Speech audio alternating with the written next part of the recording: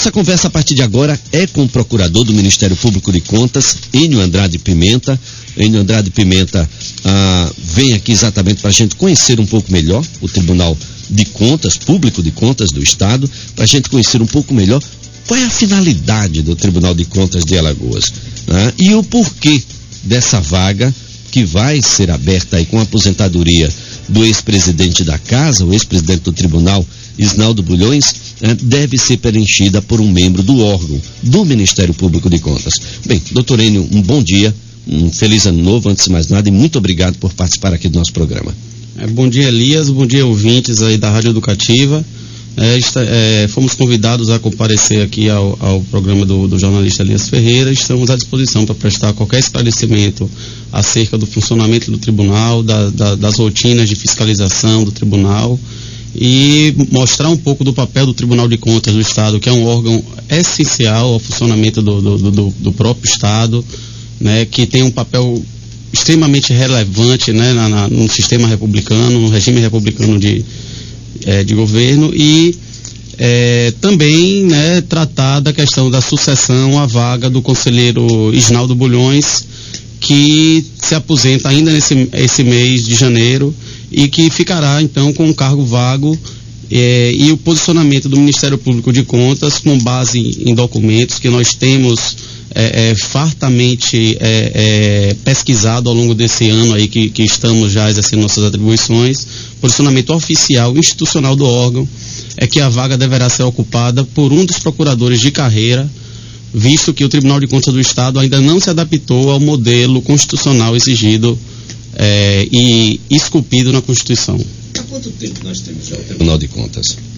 Olha aí, Elias, as origens do Tribunal de Contas aqui no Brasil remontam à época da proclamação da República. Nossa, todo esse tempo e ainda não deu tempo o suficiente para se adequar ao que diz a Constituição. Olha só, isso sim, as origens de criação do Tribunal de Contas. O novo modelo constitucional de controle externo, que foi delineado a partir da Constituição de 1988, então temos em torno de 25 anos, né, e estamos então ainda numa fase de transição a quase que a totalidade dos estados brasileiros, inclusive a União. O modelo constitucionalmente exigido já está implantado. Alagoas é um dos últimos estados a implantar, a conseguir fazer com que a composição do tribunal seja realmente de acordo com o que estabelece a Constituição Federal. Agora, doutor Enio, vamos partir aí do princípio, digamos assim. Qual é o papel que deve cumprir o Tribunal de Contas de Estado? Elias, o Tribunal de Contas do Estado, ou dos Estados, assim como o Tribunal de Contas da União, e em determinadas situações, o Tribunal de Contas de municípios que existe no Brasil ainda, os municípios de São Paulo, do Rio de Janeiro, ou mesmo o Tribunal de Contas dos municípios, que alguns estados possuem 2 tribunais de contas, um para o controle externo do próprio Estado, outro para o controle da totalidade dos municípios que compõem aquela unidade federativa.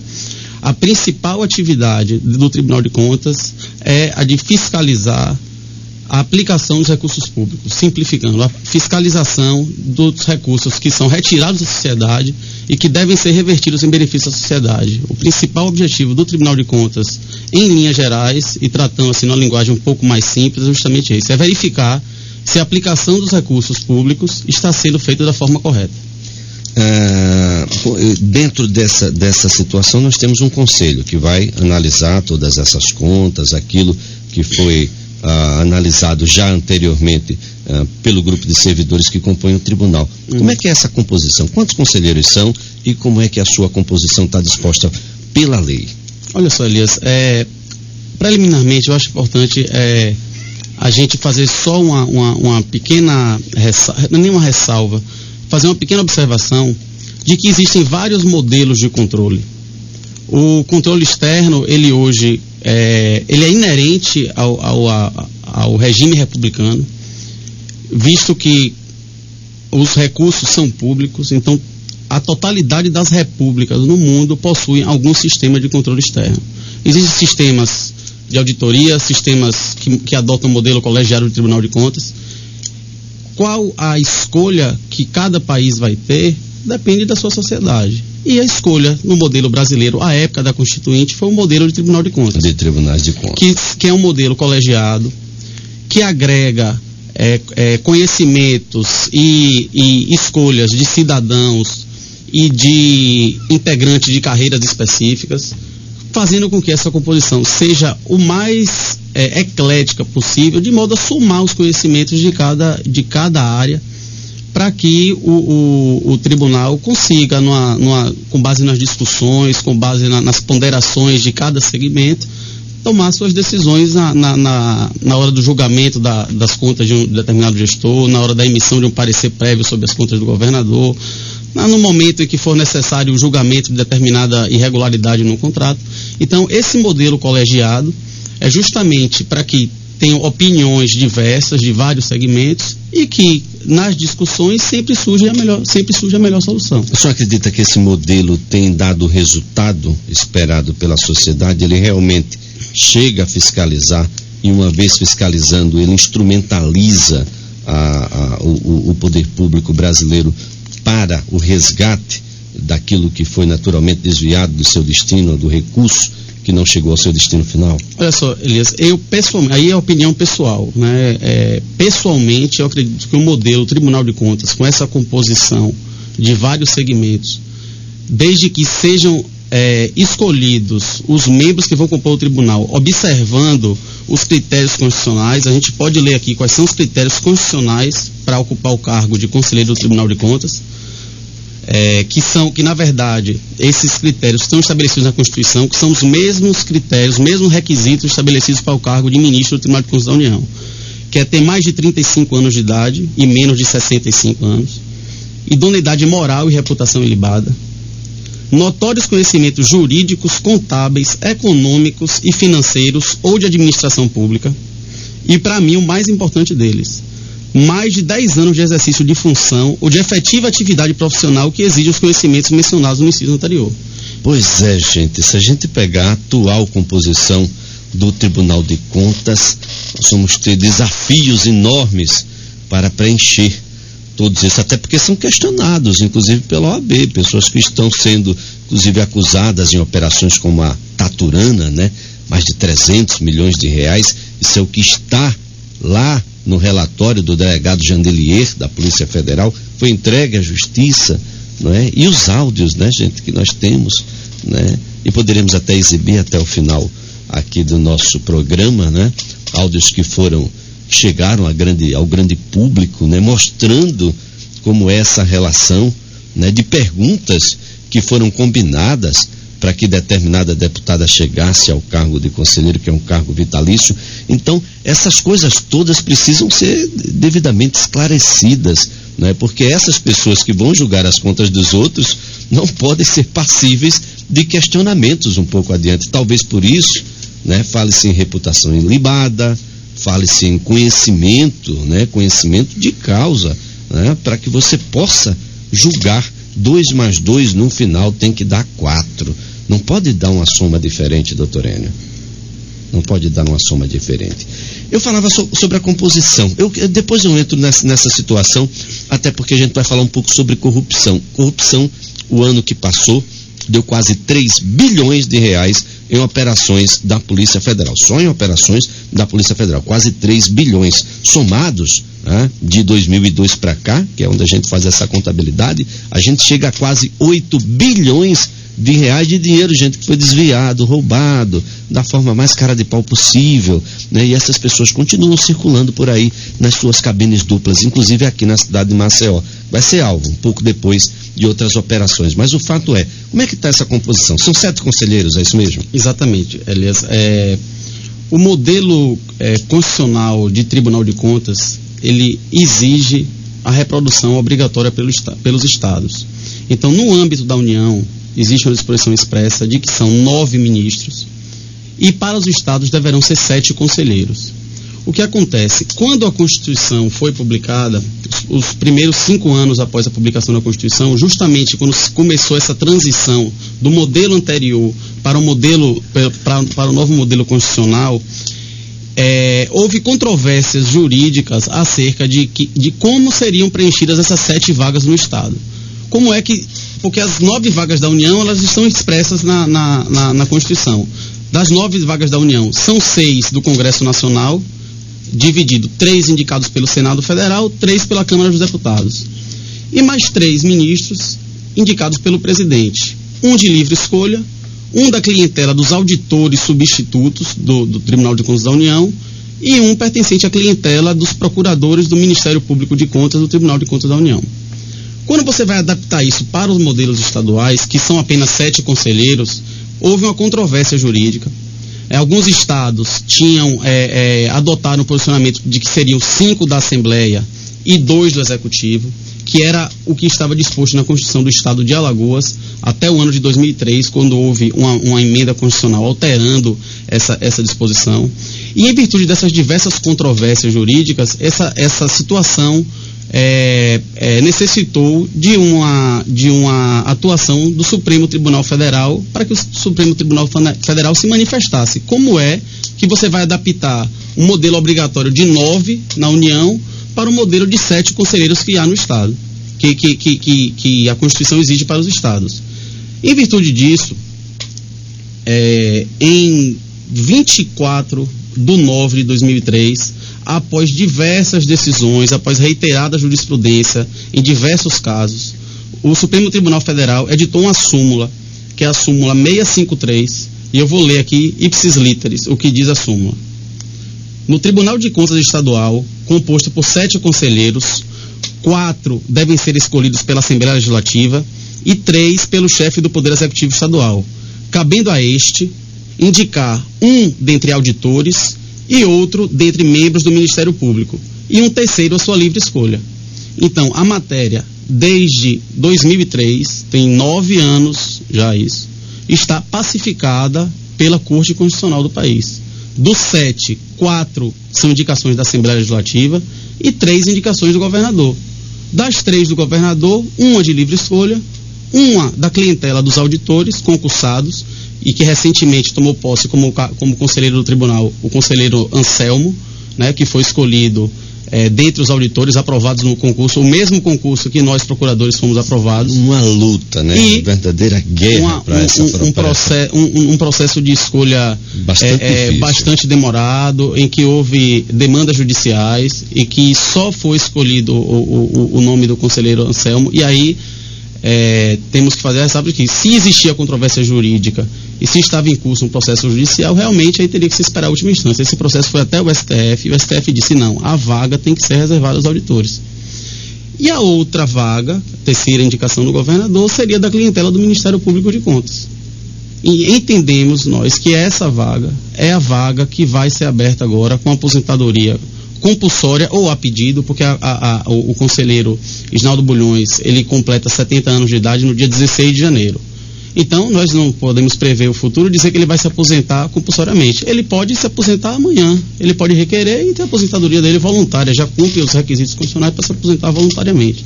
Então, assim, essa vaga que vai surgir, nós entendemos, é uma posição institucional firmada pelo Colégio de Procuradores de Contas. Eu posso até ler aqui a ata, né?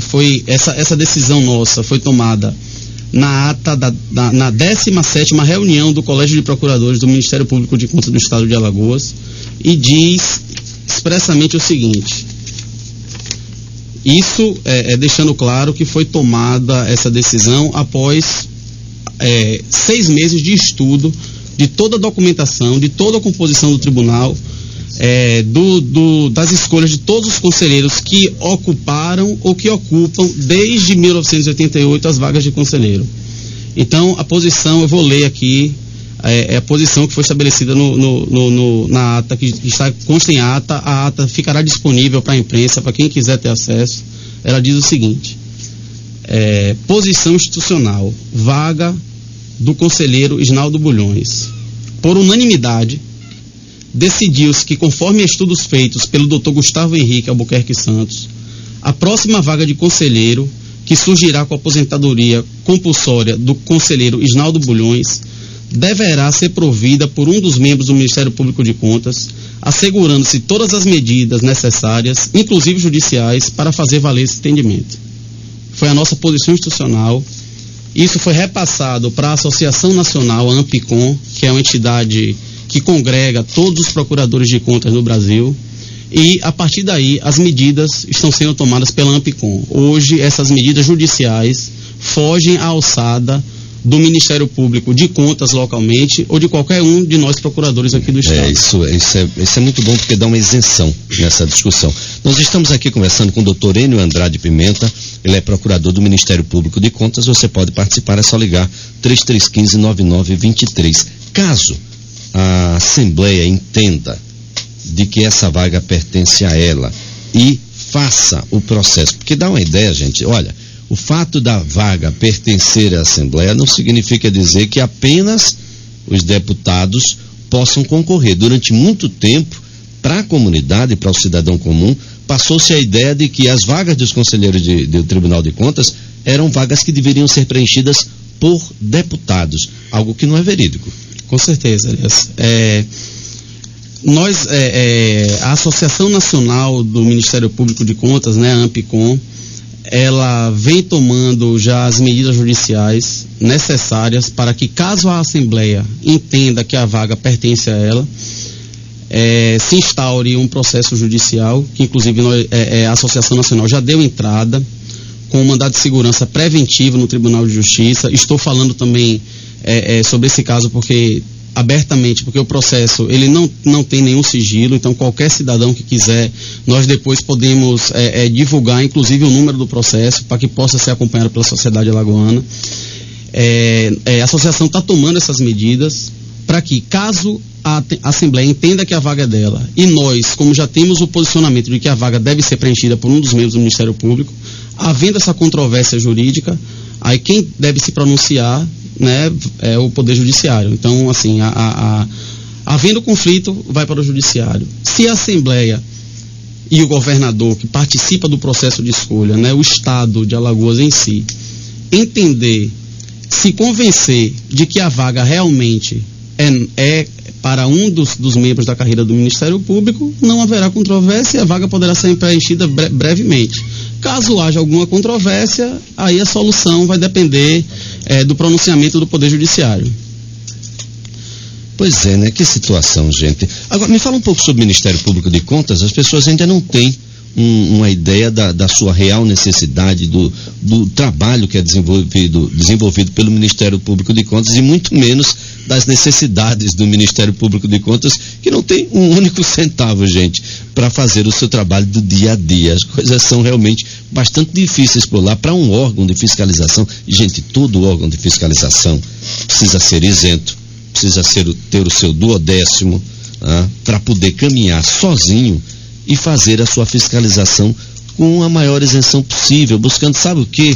O único objetivo: fazer com que o dinheiro que deveria ter o destino do ponto A para o ponto B, ele não termine no ponto C, D, E, F, G ou qualquer outra letra do alfabeto, ou um novo alfabeto que venha a ser criado por esses, por exemplo, quase 3 bilhões de reais que foram descobertos em operações só da Polícia Federal, só no ano de 2011. É mais ou menos por aí. Doutor Enio. Elias, o Ministério Público de Contas, né, é uma instituição que ele nasce, né, junto com o próprio Tribunal de Contas. Quando foi criado o Tribunal de Contas da União, ainda em 1892, logo após a proclamação da República, se entendeu que, para oficiar junto a este Tribunal de Contas da União, deveria haver um órgão independente, né, de modo a zelar pela ordem jurídica. Desde então, em todos os modelos constitucionais que vieram se seguindo, sempre existiu um Ministério Público especializado, por isso que muitos conhecem o Ministério Público de Contas como Ministério Público Especial junto ao Tribunal de Contas. Sempre existiu esse órgão responsável por zelar pela ordem jurídica no âmbito do tribunal. Então, se nós pensarmos que realmente a matéria com que lidar o Tribunal de Contas no dia a dia exige conhecimentos especializados, específicos,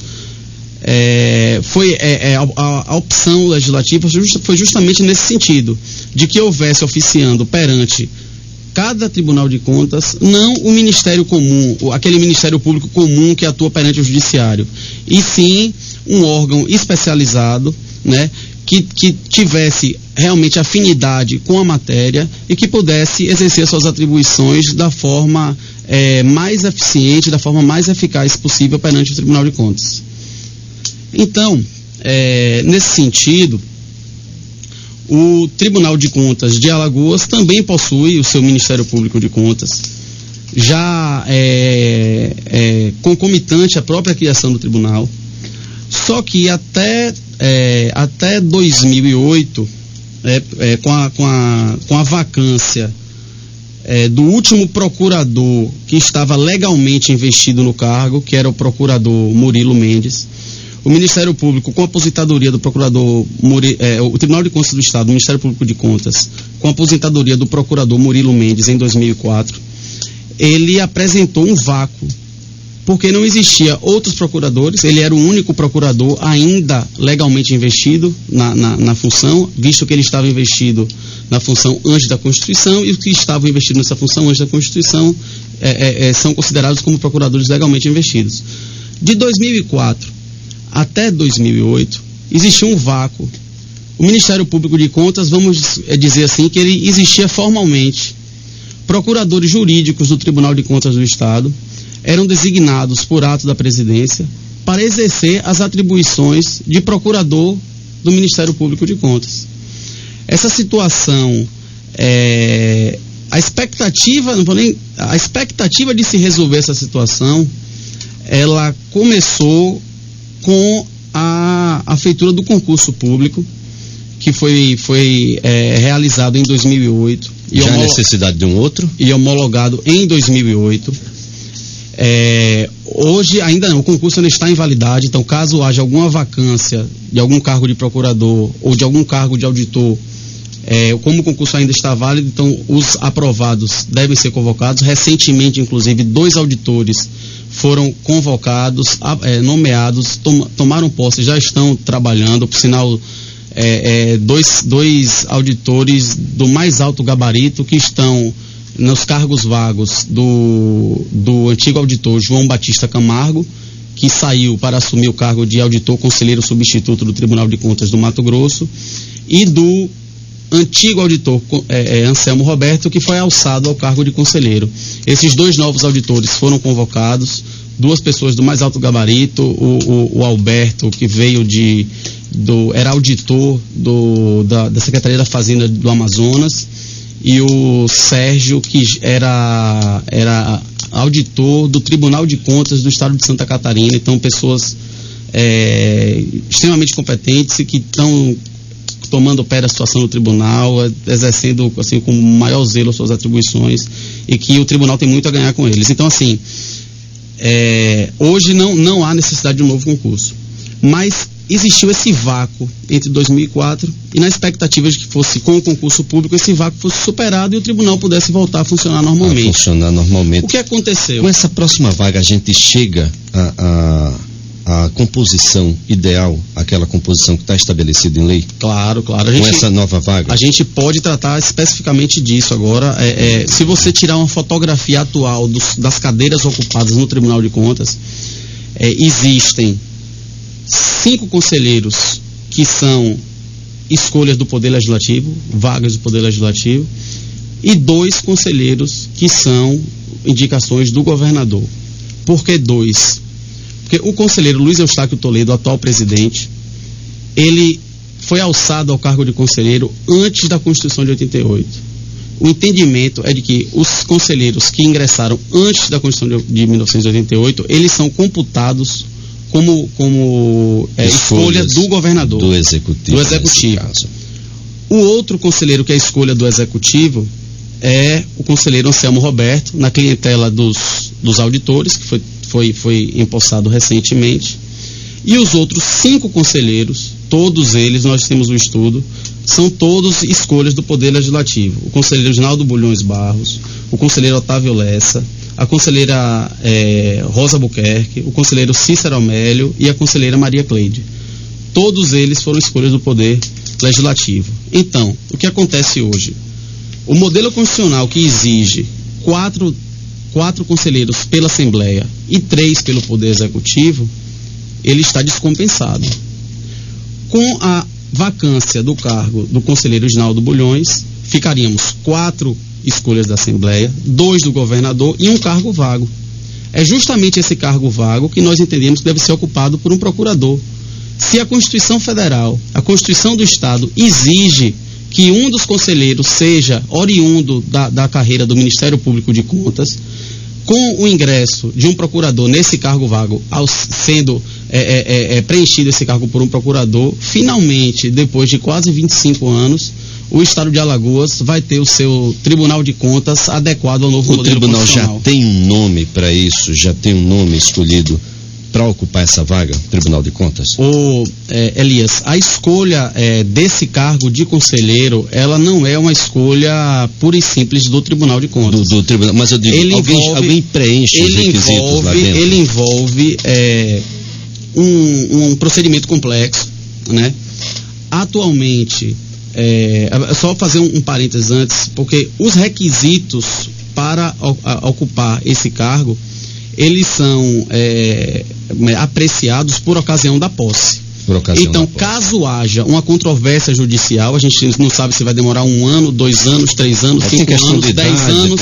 Então, caso haja uma controvérsia judicial, nós não sabemos quantos de nós, procuradores que ingressamos agora no cargo, teremos ou preencheremos os requisitos.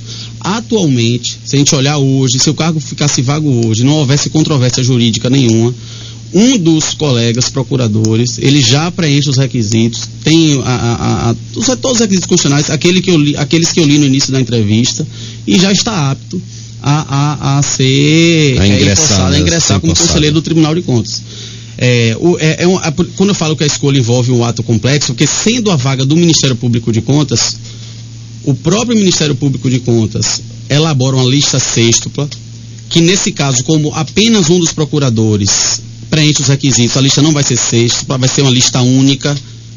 Isso já existe diversas decisões de tribunais superiores de que, não havendo candidatos aptos a compor listas tríplices ou sêxtuplas, é plenamente constitucional, legal e legítimo que vá à lista com apenas um nome.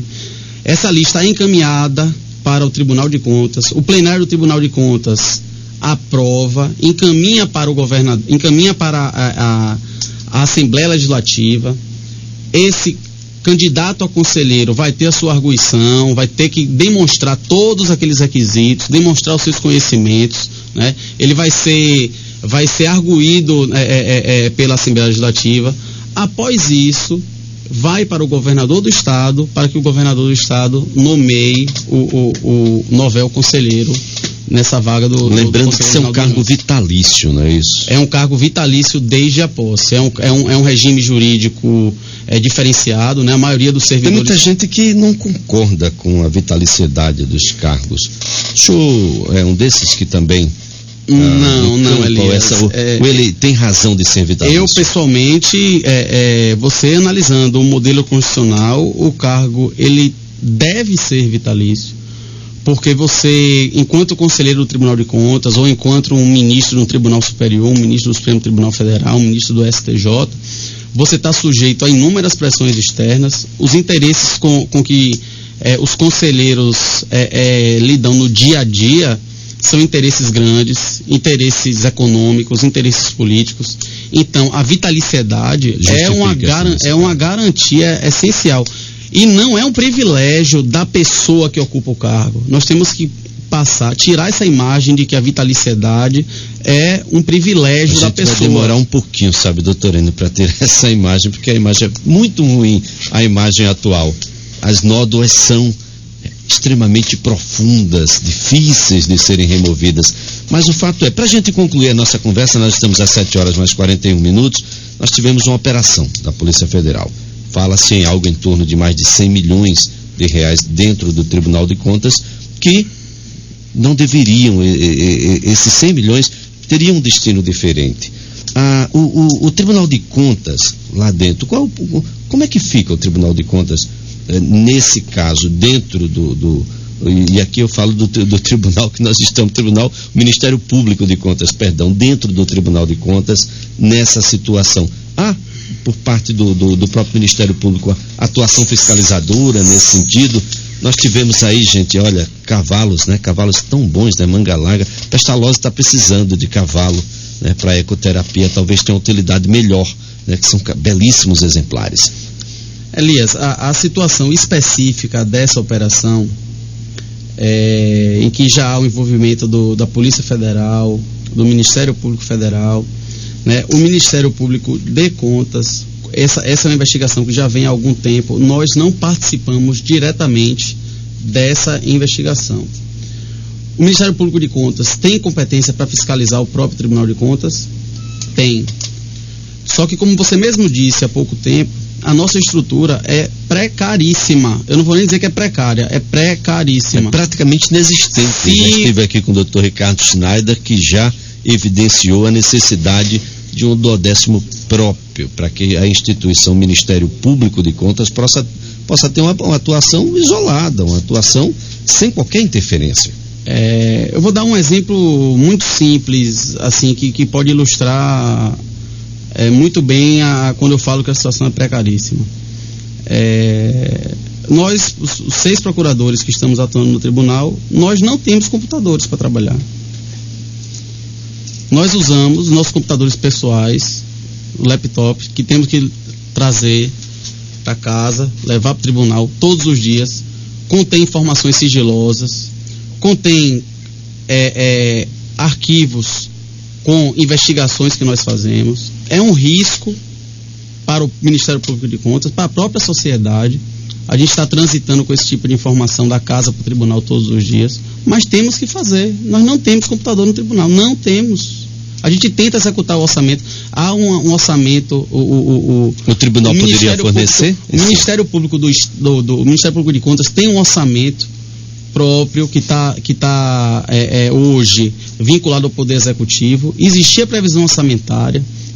Existia no ano passado, como existe esse ano, rubricas para aquisição de equipamentos, para pagamento de diárias de passagens. O nosso colega o procurador-geral Ricardo Schneider, ele já foi 2 vezes a Brasília esse ano para a reunião do Colégio de Procuradores Gerais do Ministério Público de Contas, e ele teve que custear as despesas do bolso dele, porque não temos diário e passagem. Então todos os estados do Brasil estão representados no Colégio de Procuradores.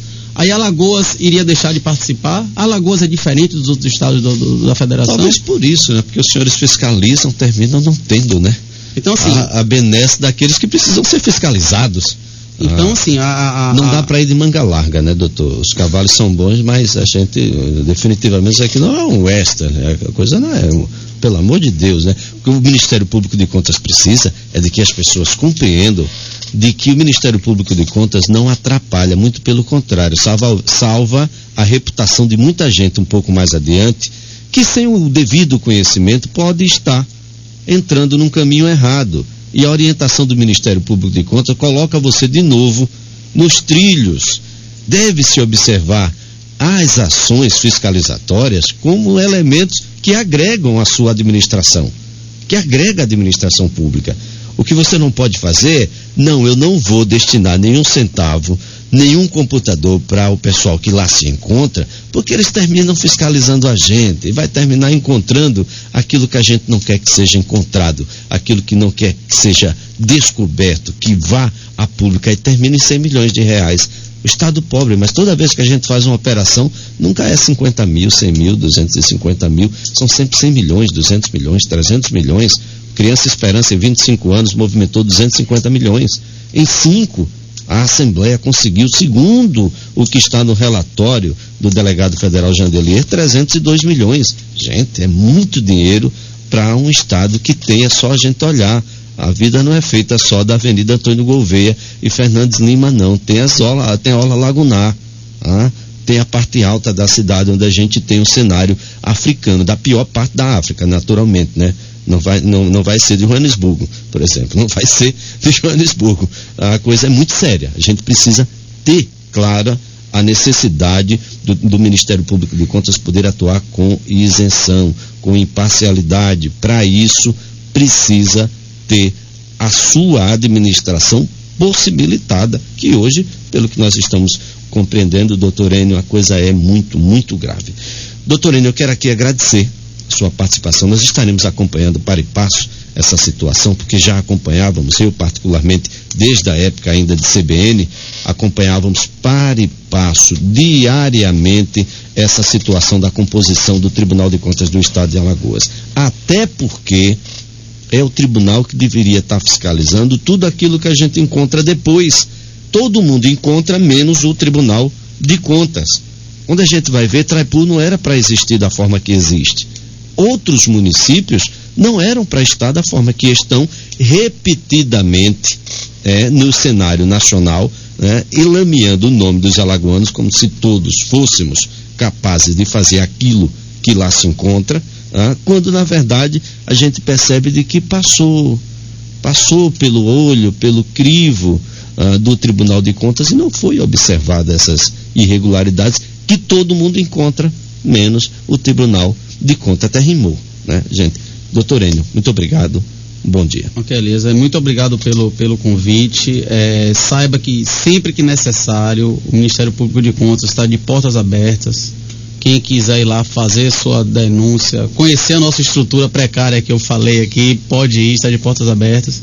E quantas vezes formos convidados a prestar esclarecimentos sobre vaga de conselheiro, sobre funcionamento de tribunal, sobre algum processo em tramitação no Tribunal de Contas, claro, esses processos, esses assuntos não tendo a chancela de sigilosos, nós nos manifestaremos e não nos furtaremos a dar sempre a nossa opinião, nosso posicionamento oficial, técnico e embasado, porque esse é o nosso papel, foi para isso que nós viemos, é para isso que somos remunerados, bem remunerados, diga-se de passagem, então estamos a serviço da sociedade alagoana.